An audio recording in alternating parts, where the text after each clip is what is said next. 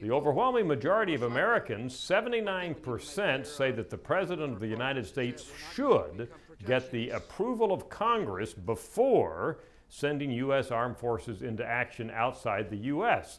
This is an issue which has come up from time to time. In fact, it is so important in some people's minds that a commission has been set up, headed by Lee Hamilton and James Baker, to look into the constitutional basis for war powers for the President of the U.S. We had asked this question about war powers and permission back in 1973, just as the Vietnam War was coming to an end, and at that point 80% of Americans said yes, the President should get the permission of Congress before sending troops into war. We just re-asked it, and as I've told you, virtually no difference, despite the fact that we have 30-plus years that have gone by since Vietnam up to the current time.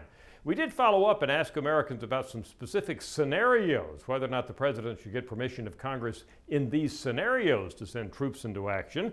Only 40% said that the President would need to if it were to rescue Americans abroad.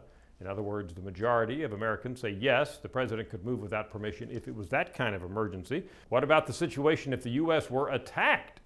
Should the President have to get permission of Congress then to respond militarily? Well, Americans, perhaps surprisingly to some, are about evenly split on that. 46% say yes, a slight majority, 53% said no, the President would not have to get permission in that scenario.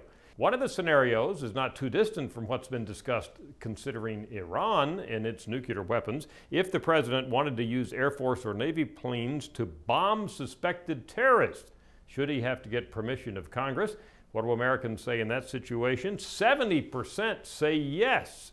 So even if there was terrorist activity, the public says get congressional approval before taking action. By the way, there is a big split by party on this last issue. 83% of Democrats say the President should get permission before bombing suspected terrorists, but just a very slight majority, little over half of Republicans, agree. I'm Dr. Frank Newport, editor-in-chief of the Gallup poll.